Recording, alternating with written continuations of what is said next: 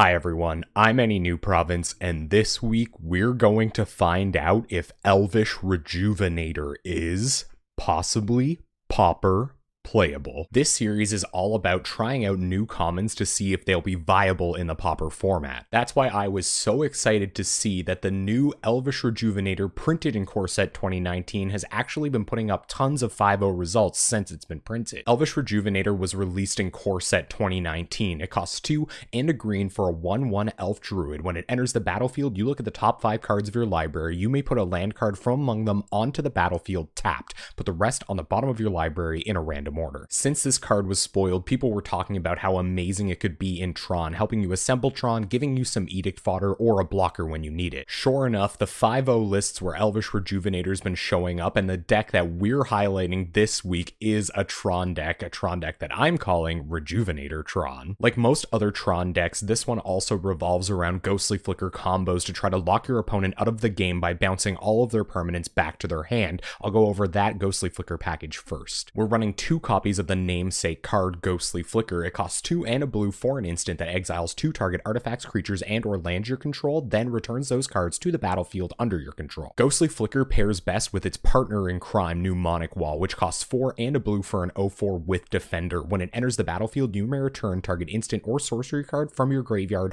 to your hand. Ghostly Flicker triggers 2 enter the battlefield abilities at a time. That means if one of those enter the battlefield abilities is Mnemonic Walls, you can keep getting the Ghostly Flicker back and recurring the enter the battlefield trigger of the other permanent you've been flickering. This pairs very well with Elvish Rejuvenator. You can keep flickering the wall and the Rejuvenator, getting more and more mana onto the battlefield to do the loop more times each turn. But this deck also features other value creatures that are great flicker targets if you've already got a Mnemonic Wall on the battlefield. One of those targets is my favorite Pauper card, Mulldrifter. It costs 4 and a blue for a 2/2 flyer. When it enters the battlefield, you get to draw 2 cards. That's amazing on its own, but it also has the Evoke ability. Evoke says you may cast this spell for its evoke cost, which is 2 and a blue. If you do, it's sacrificed when it enters the battlefield. You do still get to draw the 2 cards, but Mulldrifter goes away. The last permanent we are ideally flickering multiple times in a turn with our Mnemonic Wall is Dinrova Horror, and this thing is such a beating. It costs 4 blue-black for a 4/4 horror, and when it enters the battlefield, you return target permanent to its owner's hand. Then that player discards a card. Even just casting Dinrova Horror is guaranteed to get a 2-for-1 out of your opponent, but when you can flicker it multiple times in a turn, it's not inconceivable to have all of your opponent's permanents bounce to their hand and have them discard anything they'd have any hope of casting. Dinrova Horror, Elvish Rejuvenator, and Mulldrifter loops take a lot of time to set up, and we also have to have several specific cards in hand for us to pull them off. For that reason, we're running a lot of card filtering, most of which synergizes very well with our graveyard. Our first card filtering spell is another fairly new release in Compelling Argument, just 1 copy. It costs 1 and a blue for a sorcery that makes target player put the top 5 cards of their library into their graveyard. You can also cycle it for 1 blue. You're probably targeting yourself with Compelling Argument some of the time, milling cards into your graveyard to get back with things like Mnemonic Wall or other spells in this deck. I think the coolest thing about Compelling Argument in this deck, though, is that it doubles as a win condition. If you can flicker 2 Mnemonic Walls, you can get back Ghostly Flicker and Compelling Argument repeatedly. That means for as many times as you can pay 3 blue, you can mill the top 5 cards of your opponent's library, which is actually a really fast clock that ends the game. Next is Forbidden Alchemy, which costs 2 and a blue for an instant that lets you look at the top 5 cards of your library. You put one of them into your hand and the rest into your graveyard. Looking at 5 cards is really powerful, but what puts Forbidden Alchemy over the top is its flashback ability, turning it into true card advantage. Flashback means you can pay 6 and a black to cast Forbidden Alchemy again out of your graveyard after you've cast it from your hand. If you do, you exile it. Our next spell isn't exactly card filtering. It actually just lets you go into your library and get whatever instant speed spell you want. This card is Mystical Teachings. Mystical Teachings costs 3 and a blue for an instant that allows you to search your library for an instant card or card with flash, reveal it and put it into your hand, then shuffle your library. It has a flashback ability just like Forbidden Alchemy, only this one costs 5 and a black. I mentioned that a lot of our card filtering and card advantage dump cards into our graveyard. That synergizes really well with Mnemonic Wall, but it also synergizes well with this next spell, Pulse of Marasa. Pulse of Marasa costs 2 and a green for an instant that allows you to return target creature or land card from your graveyard to its owner's hand. When that happens, you gain 6 life. Pulse of Marasa is crazy with Mnemonic Wall. If our opponent can't exile it or something, we can just keep getting it back every time they remove it with a Pulse of Marasa. Also,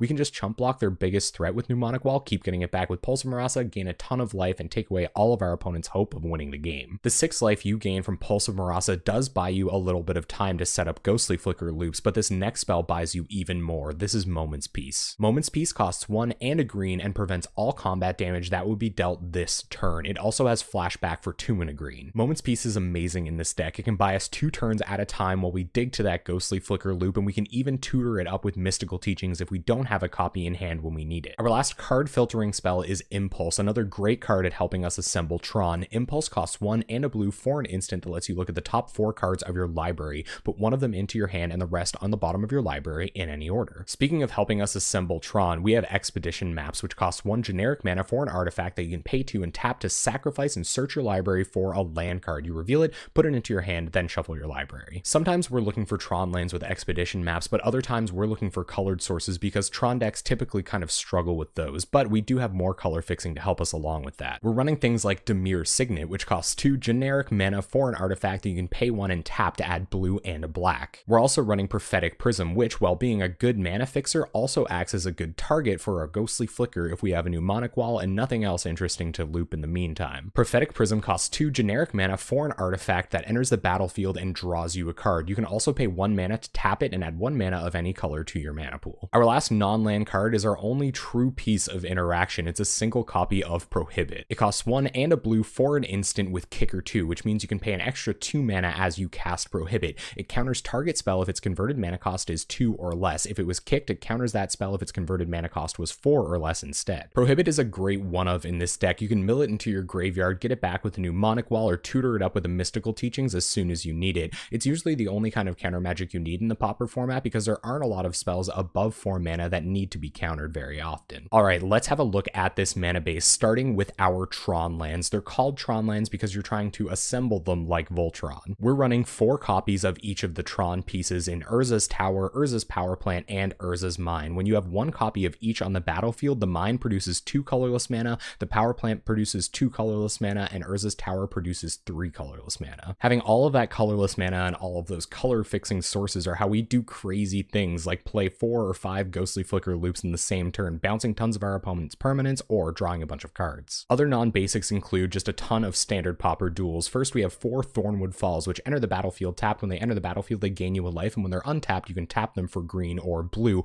We're also running 1 copy of this standard Pauper duel in blue and red. It does the same thing as Thornwood Falls, except it adds blue or red. We've got more mana fixing in Shimmering Grotto, which usually only taps for 1 colorless mana, but you can also pay 1 and tap it to add 1 mana of any color to your mana pool. It's okay that this only filters mana because we have tons of colorless mana floating around to tap our Shimmering Grotto and activate it. Our last non-basic land is Quicksand, which can be tapped for colorless mana, or it can be sacrificed to give target attacking creature without flying -1/-2 until end of turn. This is awesome for picking off those Ninja of the Deep Hours or Kiln Fiends, and we can even buy it back to use again with our Pulse of Marasas. Finally, we have 2 basic islands for when we need an untapped blue source, because sometimes we're going to have a ton of colorless mana, an Expedition Map, and a way to activate it, but no blue mana to actually cast one of our colored spells afterwards. Alright, let's have a look at this sideboard. First, we got 4 copies of Hydroblast to shore up those ultra fast matchups that are usually pretty bad for Tron. We have 3 copies of Pyroblast for getting our opponent's counters that can interrupt our flicker loops. We have 1 copy of Serene Heart for interrupting Boggle's plan to just put a ton of auras on a single creature and kill us. We have 1 copy of Fangren Marauder for a little bit of extra life gain while we're cracking our Expedition Maps. We have 2 copies of Serrated Arrows for putting -1/-1 counters on things like Tireless Tribe or Atog. We have Scour from Existence to just exile a target permanent, no questions asked. We have 1 copy of Gorilla Shaman for blowing up all of Affinity or Boros Monarch lands, and we have 2 Wretched Gryphs for getting in the way of Delvers. And there it is, Rejuvenator Tron. We're going to take this deck into a league at twitch.tv/AnyNewProvince. We're there every Tuesday night at 7 p.m. Atlantic time playing Possibly Pauper Playable decks. Before I go, I just want to remind you that you can like the video or subscribe to the channel down below. I'd seriously appreciate it. It's a great way to let me know you've enjoyed everything, and it really encourages me to keep making great Pauper content. Thank you so much for watching. I hope you enjoyed this deck tech, and hopefully I'll see you on Tuesday night.